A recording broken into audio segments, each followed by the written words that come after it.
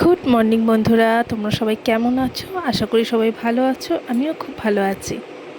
আজকে হচ্ছে রবিবার, আর রবিবারের সকালবেলা মানেই আমার ব্রেকফাস্টে হবে চাউমিন।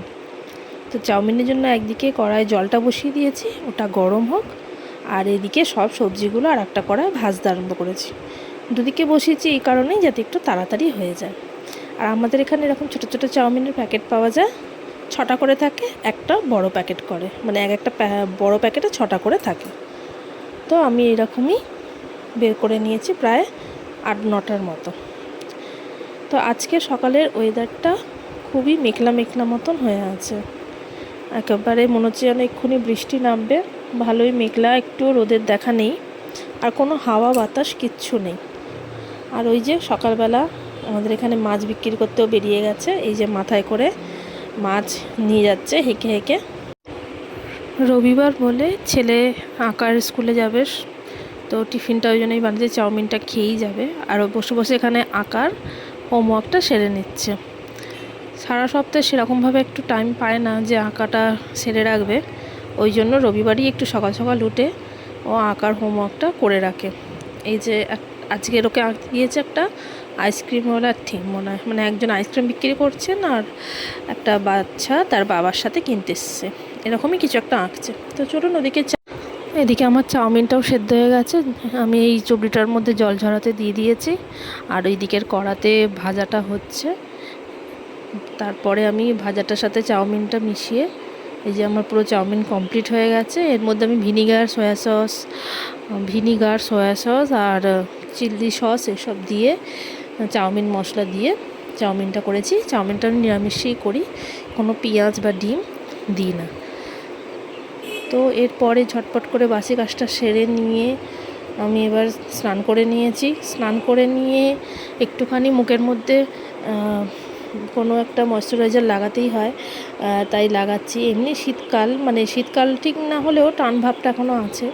আর ঠোঁটে একটু বোরলিং, এটুকু চান করে এই দুটো জিনিস আমি একটু করি, তাতে করে স্কিনটা একটু ভালো থাকে। তাও তো কোনো সানস্ক্রিন ইউজ করি না, বাড়িতেই থাকি বলে। তা এখন ভাবছি গরম পড়লে একটা সানস্ক্রিনও কিনে লাগাতে হবে এই কারণে। তো মাথায় যে শ্যাম্পু করেছি বলেই গামছাটা জড়িয়ে রেখেছি, নাহলে স্নান করে মাথায় সেরকম গামছা আমি জড়াই না। তো একটুখানি সিঁদুরটার জন্য লাগিয়ে নিচ্ছি, পরে সে চুলের গামছাটা খুলবো, আগে পুজোটা সেরে নিই। কারণ চুল দিয়ে এখন তো টপটপ করে পুরো জল পড়ছে, একদম জামা পুরো ভিজে যাবে জলেতে। তো চলুন, আমার পুজোটাও সারা হয়ে গেছে। এই যে একবার আমার মা লক্ষ্মীকে দর্শন করিয়ে দিই আপনাদের। আর আমার পুজো সারা হয়ে গেছে, পুজো করতে করতে আর ভিডিওটা করা হয় না, তাই পুজোটা শেষ করেই আপনাদের ঠাকুরটাকে দর্শন করালাম। আমাদের ব্যালকনি থেকে আমাদের মাঠের যে শিব মন্দিরটা দেখা যায়, খুব সুন্দর আমাদের এই ভোলে বাবার মন্দিরটা, আর ভেতরে ভোলে বাবাও আছে। একদিন আমি দেখাবো এই ব্লগের মধ্যেই। আমাদের মাঠটা খুব সুন্দর লাগে উপর থেকে। আর এই যে ব্যালকনিতে আমাদের কয়েকটা লঙ্কা চারা বেরিয়েছে, কুল লঙ্কা, এগুলো কুল লঙ্কার দানা ফেলা হয়েছিল, তো এতগুলো চারা বেরিয়েছে। এবার এখান থেকে তুলে তুলে আলাদা আলাদা টবে বসিয়ে দিতে হবে। নিচে একটা ফলওয়ালাও এসছে, অনেক ধরনের ফল নিয়ে, ভাবছি কিছু কিনবো। তো এরপর পুজো টুজো সেরে নিয়ে খেতে বসেছি। চাউমিনটা নিয়ে আমি আর শাশুড়ি মা দুজনে মিলেই খেতে বসেছি। এখানে খাওয়া দাওয়া করে প্রায় অনেকটাই বেলা হয়ে গিয়েছিলো, এদিকে তাই রান্না বসিয়ে দিয়েছি।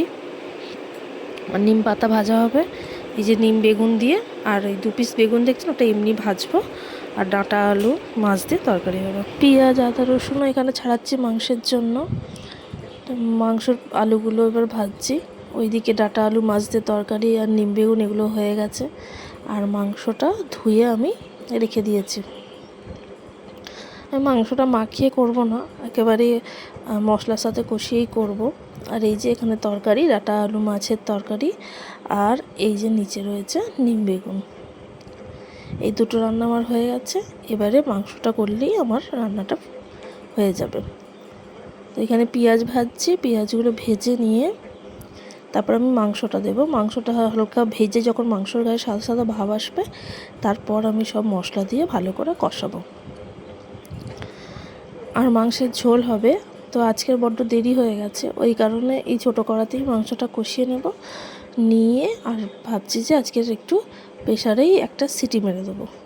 ভালো করে কড়ার মধ্যে মাংসটা দিয়ে ভালো করে কষে নিয়ে যখন তেল ছাড়া হয়ে যাবে তখনই প্রেসারে দিয়ে দেবো, আর আলুও দিয়ে দেবো, দিয়ে আর একটা সিটি মেরে তারপরে নামিয়ে নেবো। এই যে দেখুন মাংসটা আমার ভালোভাবে কষা হয়ে গেছে আর তেলও ছেড়ে দিয়েছে চারিদিক থেকে। এই যে ভালোভাবে কষা হয়ে গেছে, এবার এটাকে আমি প্রেসারে তুলে দেবো, দিয়ে আর আলু দিয়ে একটা সিটি দিয়ে দিলেই হয়ে যাবে।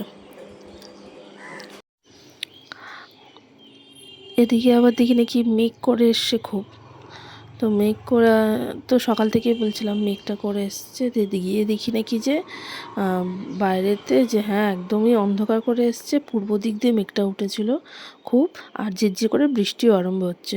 ওই জন্য আমার যা কিছু মেলা ছিল জানলার মধ্যে সেগুলো সব তুললাম, আর এই যে পুকুরেই বোঝা যাচ্ছে যে বৃষ্টি পড়ছে, খালি চোখে আমি দেখতে পাচ্ছি, কিন্তু হয়তো ক্যামেরাতে ঠিকঠাক আসছে না। তো ওই একটুখানি হয়েই আবার থেমে গেল, কদিন ধরেই হচ্ছিল বৃষ্টি হবে, তো আজকের একদম ছিটে ফোটা একটুখানি হলো। আর প্রেসারে যেহেতু মাংসটা দিয়ে আমি তাই একটুখানি এখানে বসে বসে বাইরের দৃশ্যই দেখছিলাম জানলার ধারে বসে বসে। এরপরে আজ ইন্ডিয়ার খেলা ছিল বলে আর সন্ধ্যা থেকে কিছু শ্যুট করতে পারিনি, খেলা দেখতে ব্যস্ত ছিলাম। আমি প্রচণ্ড খেলা দেখতে ভালোবাসি। তো ইন্ডিয়ার ফাইনাল ছিল আজকের, আমরা ওয়ার্ল্ড কাপ জিতে নিয়েছি, ইন্ডিয়া জিতে গেছে, তো ভীষণ ভীষণ ভীষণ আনন্দ সবার। তো এই ইন্ডিয়া জিতে যাওয়ার উল্লাসে বা আমরা ভারতে ওয়ার্ল্ড কাপ জিতে যাওয়ার উল্লাসে হাওড়া মন্দির তলায় এরকম জমায়েত হয়েছিল, বিশাল লোকের জমায়েত, আর সবাই মিলে খুব আনন্দ উল্লাস করছিল। এখানে ভিড় জমে গিয়েছিল, তখন রাত্রির 12টার কাছাকাছি হবে এরকম, প্রচণ্ড ভিড় হয়েছিল, সবাই মিলে আনন্দ করছিল।